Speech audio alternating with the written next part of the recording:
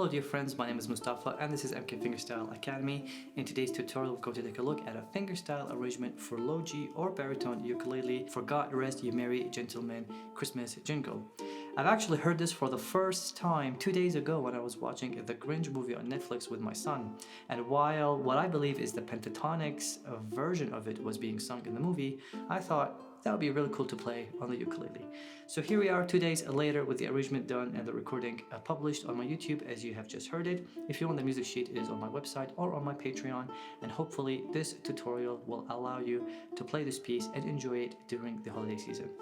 This is a grade 1 piece, but in reality it's really more of a prep grade. It is really easy, but the only reason why I graded it as grade 1 is because you have a move where you need to go to the 5th fret in a position shift, which is something you develop at the end of prep grade and you practice it at grade 1 in my course Ukulele Fingerstyle Basics. So if you're an absolute beginner, this might not be for you, but I highly recommend you try it. But if you are a beginner, then this piece should be well within your grasp.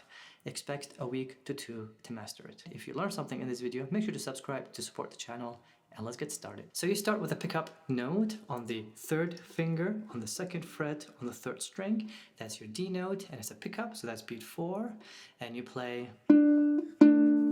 That is the beginning of bar 1, and it is the lower part of a D minor chord. But the melody is on the D note on the 3rd string, so we only play the bottom part of it so that we don't have an interfering pitch with the melody, because if you play the F or the A, they are higher than the melody note and people will be confused as to which note is the actual melody note. So you play, and here I'm using my ring finger, middle finger, and then index finger to play the open A, ring, middle, index. And notice how I'm using my 4th finger to play the 3rd fret because I want my left hand to be in square posture that is relaxed, a hand that is able to make position shifts, as I will need to do that later in this piece and also as I teach it in my course. You can play the 3rd fret with your 3rd finger if you want, but it will just create a little bit of a strain on your hand, and as you'll notice later when we play the C7 chord, it will just be uncomfortable. Use your 4th finger if you can. Now we play a full D minor chord. Here I'm playing the D minor chord, maintaining the bottom notes. I'm letting go of my melody note, and I'm using my middle finger, index finger, and then middle finger to play the. So it becomes D minor, middle, index, middle.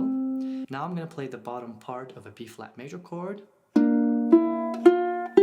Same trick, you hold the chord notes and then you alternate your right hand. Middle, index, middle, thumb, index, and ring for the A major chord. So the first 4 bars or the first phrase.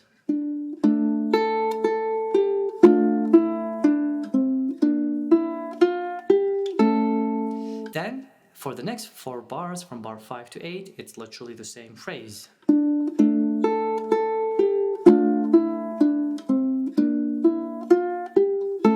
Exactly the same fingerings. Here you're going to play a G minor chord.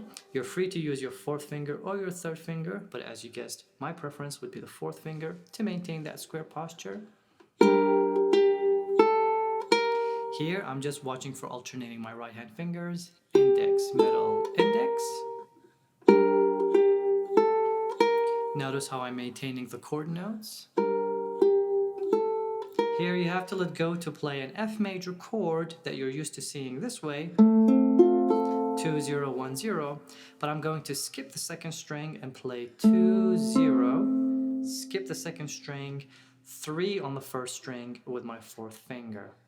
And then I'm going to use my 4th finger to position shift to the 5th fret, and then back to the A major chord, and 4th finger on the 3rd fret. That is why this is a grade 1 piece, because you don't really know how to do this move if you're at the prep grade level, which is kind of like grade 0. But if you're a grade 1, especially if you're in my course, you would have had the opportunity to develop that position shift, and then you can handle it at grade 1. Keep in mind that grade 1 is still a very beginner level. In other words, if you're not an absolute beginner, you should be able to play this move. So again, that's the F major chord, position shift, A major, and then 3. context, D minor chord, alternating my right hand fingers, maintaining left hand fingers. Here I'm going to set up the C7 chord with my 3 and 4 to play frets 3, 0, 3. All those fingerings, by the way, are indicated in the music sheet when you get it. F major chord, A. By now it's just the same tricks, alternating right hand fingers, maintaining the bottom notes of the chord while switching the melody notes. And this is what makes it a real fingerstyle arrangement. The idea that you maintain the rhythm for the bass layer and maintain the rhythm for the melody layer, and by not cutting them too short, you create the illusion that there are two instruments playing. Here what you have to do is you have to make sure that, notice that these are eighth notes, and that last two, you've been playing it with your third finger so far. You're going to use your second finger this time so that your third and fourth fingers are free to play the C7 chord. We've seen this trick before.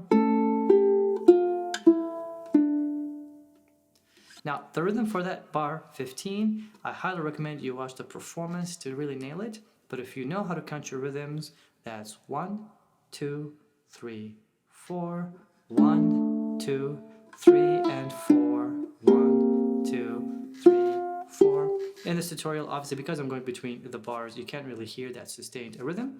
But if you listen to the recording, you will get the actual performance with the sustained rhythm, with the sustained tempo, without me talking. That will give you an idea of how to play that eighth note. Now, when you get to the end, you're free to play it with the repeats or not. It's entirely up to you. Alright, so I hope you've learned something from this video. Don't forget to subscribe to the channel. And if you're in the mood for another Christmas jingle, but more on the intermediate to difficult level, then make sure you check out my popular Carol of the Bells arrangement here on this YouTube channel. Just click on this video right here. I know you want to. And make sure you have yourself a happy, happy holiday season in 2024. I'll see you in the next video.